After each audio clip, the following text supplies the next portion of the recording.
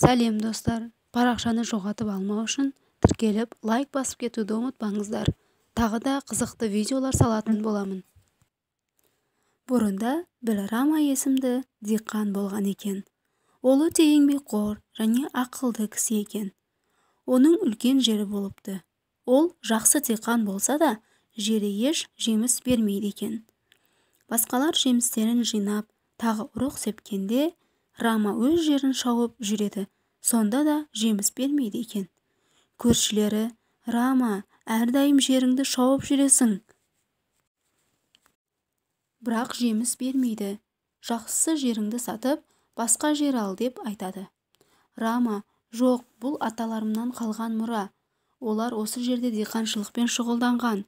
Менімше, бірдеңені дұрыс жасамай жатқан сияқтымын. Істей берейін» дейді. Рама өз жерін сатқысы келмеді. «Неге менің жерім жеміс бермейді екен?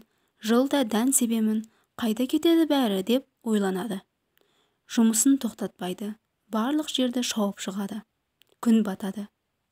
Аз ғана қалған жерін шаумақшы болғанда, күрегі бір қатты нәрсеге тиіпті. Бұл не екен деп қарайды. Қараса, үлкен құман жатыр екен. «Құманды кім бұл жерге көміп тастаған? Бұл құманнан не пайда?» деп Рама ашуланып, күрегін лақтырып, өзі ағаш астына демалады. Демалып жатып, шынында жерді сатып жіберу керек. Жылда аш қаламын. Бұл жерден ешқашан жеміс ала алмайтын шығармын деп ойлайды. Рама үйіне кетпекші болып, құман ішіне салған күрегін алмақшы болады. Барып көрсе, күректері көбейіп кетіпті. Жан-жағына қарап, «Бұны кім істеді?» дейді. «Бұл сиқырлы құман болса керек. Кәне, бақылап көрейінші» деп Рама күректерін алып, жүзімнен бір түйір тастапты. Жүзім көбейіп, құман іші толып кетіпті. Рама өз көзіне сенбеді. Оны үйіне алып кетпекші болады.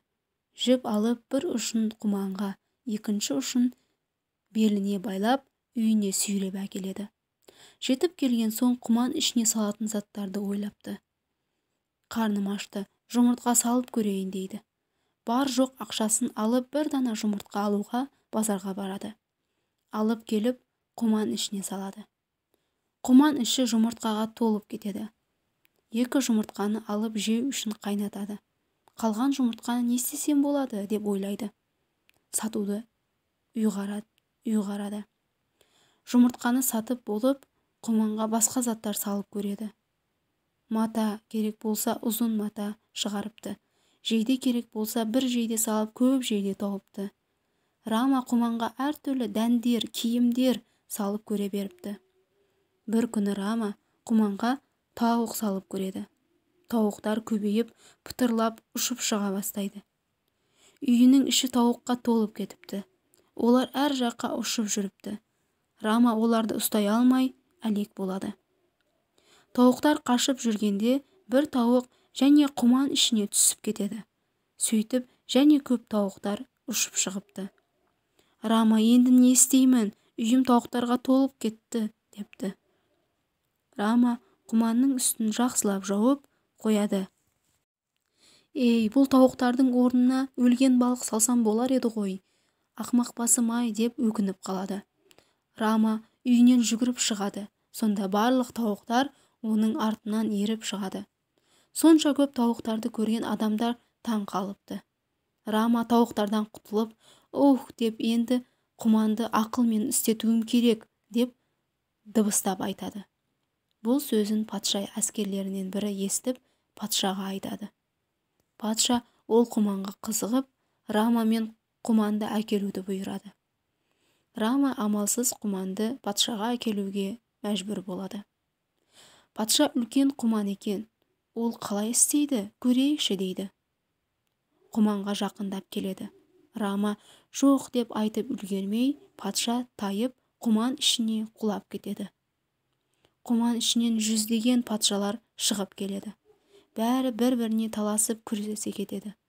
«Менің тағым, ешкім отырмасын». Басқасы «жоқ, менікі» деп таласа бастайды. Сарай патшаларға толып кетеді. Әскерлер патшасы қайсы екенін білмей дал болады. Патшалар бір-бірін сөйтіп өлтіріп үлгереді. Рама бұл құманың қаншалықты зиян екенін түсініп, оны сындырып тастайды.